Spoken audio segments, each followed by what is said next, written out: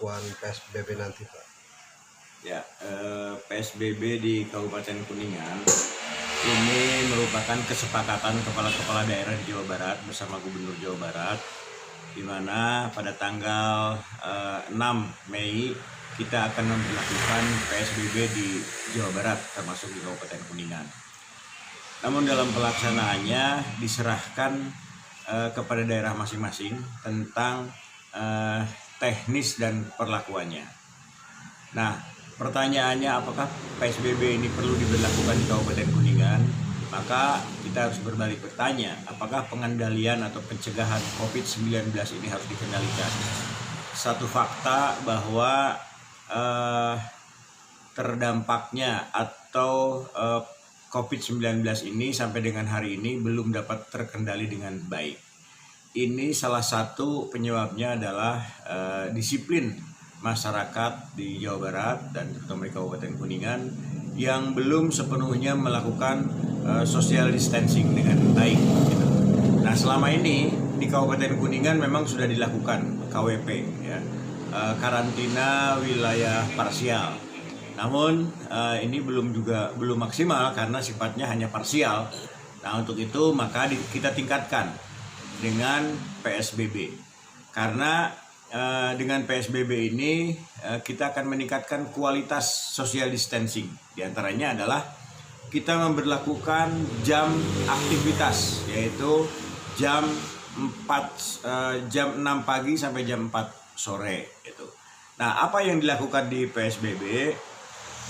Pembatasan sosial, artinya bahwa masyarakat harus menyadari bahwa untuk memutus mata rantai ini harus dilakukan pembatasan sosial secara masif, karena penyebaran virus COVID-19 ini salah satu penyebabnya adalah penularan terhadap antar manusia.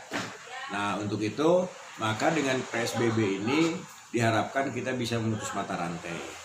Yang harus dihadapi oleh masyarakat dan harus dilakukan oleh masyarakat tentang PSBB ini sebetulnya mendisiplinkan tentang social distancing. Apa itu?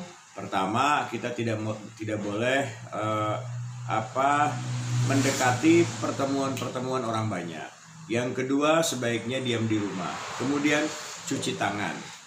Nah, berkaitan dengan sekarang ini hari Ramadan, maka kewajiban kita biasanya itu kan melakukan sholat berjamaah, sholat tarawih di masjid. Nah, untuk ini karena bukan kita tidak boleh melakukan sholat tarawih, tentu sholat tarawih itu adalah kewajiban umat muslim, ya. Hanya sholat tarawih ini bisa digantikan tidak di masjid. Jadi yang dilarang itu bukan sholat tarawihnya, tapi berkumpulnya, yaitu berjamaahnya. Nah, untuk itu pada sholat tarawih ini sholatlah di rumah, sholat tarawih di rumah bersama keluarga. Itu yang pertama. Yang kedua, dalam pembatasan sosial ini tidak semua kita harus tidak boleh melakukan kegiatan, terutama para distribusi bahan pokok itu tidak boleh terhambat.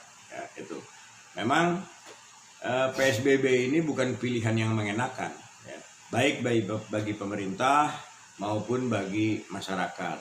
Dengan PSBB, pemerintah harus menyediakan berlipat-lipat kali anggaran untuk menyediakan sembako.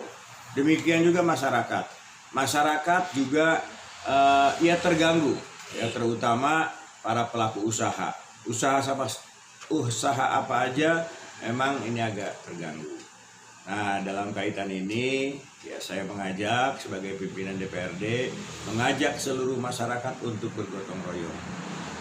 Penanggulangan pencegahan COVID-19 bukan tugas pemerintah saja, baik pemerintah pusat, provinsi, kabupaten, sampai ke tingkat desa, tapi tanggung jawab kita semua. Ulama, tokoh masyarakat, tokoh pemuda, ayo bergotong royong melawan COVID-19. Dengan cara apa? Ya, dengan cara saling mengingatkan kepada masyarakat. Kemudian akibat dari kebijakan-kebijakan ini pasti akan terdampak pada dampak ekonomi. Nah, mari kita saling membantu, saling bergotong royong yang punya ya kita menyumbang kepada yang tidak punya, yang bernasib baik ya kita memberikan bantuan kepada saudara-saudara kita yang tidak bernasib baik. Kemudian yang terakhir sekali lagi sesuai dengan himbauan pemerintah khusus bagi para pemudik ya. Tolong ikhlas sabar menghadapi hari raya Idul Fitri ini ya. Tradisi mudik untuk tidak dilakukan karena resikonya juga berat untuk para pemudik. Selain resiko nanti akan dihadang di setiap jalan masuk, juga resiko penularan kepada kita dan saudara-saudara kita juga harus kita hindari. Saya kira itu yang bisa dilakukan. Terima kasih. Wassalamualaikum warahmatullahi wabarakatuh.